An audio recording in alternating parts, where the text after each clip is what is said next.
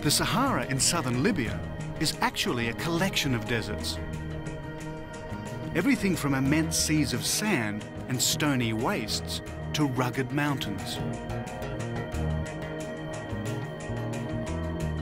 We're following in the tracks of the chariots, heading towards the most spectacular mountain range in the entire Sahara, the Caucasus.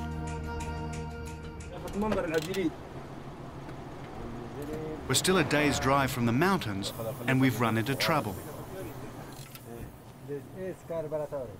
This is part of the realities of travelling in the Sahara, that you do break down. We've been spluttering along for the last half hour. But what you find when you're travelling with these guys is that anything can be fixed, and usually in about 20 minutes, half an hour. If it was me, it'd be 3 or 4 days trying to get something replaced, but they carry everything and can strip an engine apart totally.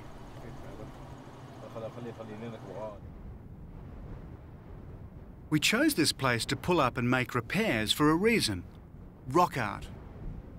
For it's on the mountain walls of the Caucasus that I hope to find a picture that may prove chariots crossed the Sahara.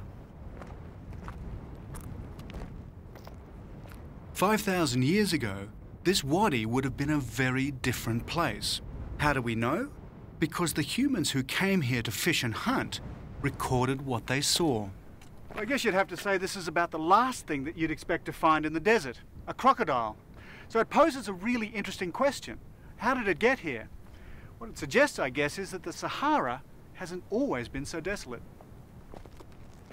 What's trackless desert today was once a lush string of lagoons watering a rich savanna, full of zebra, buffalo, ostrich, rhino and giraffe. And no chariot. To try and find that, we must press on.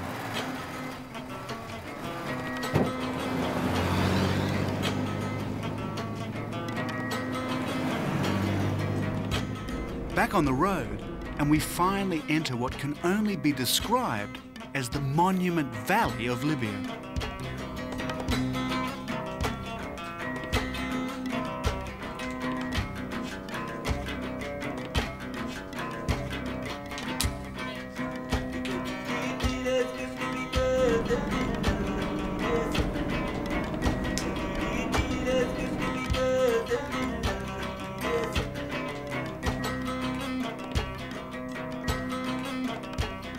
It hasn't rained in the Caucasus for 30 years.